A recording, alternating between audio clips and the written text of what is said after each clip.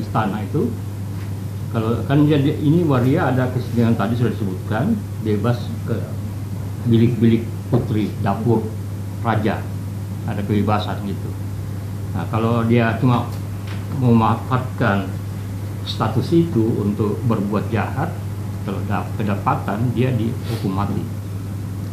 Terus yang kedua memang waria, Pacarabayang itu memang Pacarabayang yang umum. Nah, terus ada di yang lain Pacarabayang tapi dia disebut Tungkut Nalino. Tungkut Nalino ini yang lebih istimewa lagi. Jadi dia sudah pilihan satu-satunya di dunia yang pilihan yang nantinya cikal bakal jadi bisu kalau dia sudah melalui tahapan-tahapan magan ilmu-ilmu bisu dan sudah menghilangkan duniawi.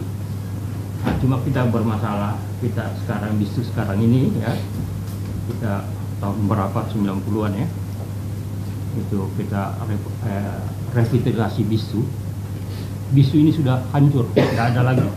Kita berapa orang termasuk Pak Ishak membantu dulu ke daerah-daerah itu untuk mengorganisir reorganisasi, reinterpretasi, refungsiisasi dan reaktualisasi.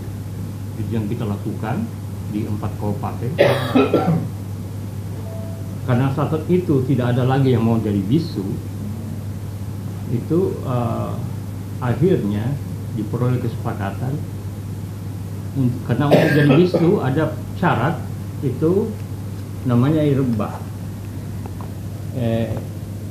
semacam pembayatan irbah, dan itu risikonya paling rendah itu pingsan, gila, mati melewati itu. Dan sisa sedikit orang saat itu masih ada, tapi sisa sedikit, 3 orang aja yang mengetahui proses itu. Nah, tapi kita sepakati saat itu karena sudah bukan mencari itu, akhirnya kita masukkan waria-waria muda itu untuk menjadi, saat itu kita pepet ya, muda untuk menjadi bisu. Tapi kesepakatan mereka ya saat itu. Tapi saya kira inilah jadi persoalan bisu sekarang,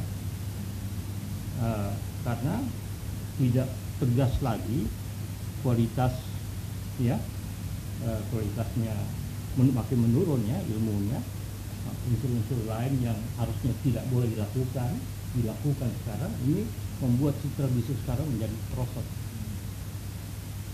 Dan nampaknya kalau pas saat dia ganti dia jadi Pongtoa di Bone umpamanya dulu itu dia balik semua baju, semua perhiasan baju dibalik. Artinya dia sudah meninggalkan hal duniawi. Nah, ini kebalik sekarang justru waria-waria mau jadi bisu karena hal-hal material ya, status dan sebagainya. Nah ini yang akhirnya antara mereka juga jadi persoalan ya, bersaing, laporan dia jelek. Ini untuk kita sadar bagaimana ke depannya ya. Lalu di bisu sendiri itu ada ya, Bone yang lebih lengkap strukturnya itu, bisu Tandre dan bisu Pance. Bisu Tandre yang punya ilmu, kalau ditangkap itu namanya dipanggil guru ya, yang punya ilmu dipanggil guru. Bisu biasa itu apa, bisu Pance. Terus ada yang belum jadi bisu core-core, tapi di antara itu juga ada namanya bisu Patudang. Jadi bisu bangsawan yang tidak boleh ikut dalam tarian itu, tapi dia harus ada dari situ yang tahu persoalan-persoalan itu, dia mengatur. Ini masih banyak bisu-bisu Patudang itu. Nah sebenarnya bisu itu awal katanya itu bersih, tadi sudah disebutkan, tadi saya sebutkan, Ami Fitri sebutkan, jadi bersih, besi. Jadi siapa saja yang bersih itu disebut bisu. Karena Panglima Sepupu Selalu Gading juga itu bisu juga, dari istilahnya itu. Nanti kemudian berubah. saya menyambung mungkin untuk menambah wacana aja, tertarik tadi dengan Pak Ishak itu, filosofi sekali ya. Bagaimana tentang berbeda tentang seks. Saya teringat juga dengan Sigmund Freud.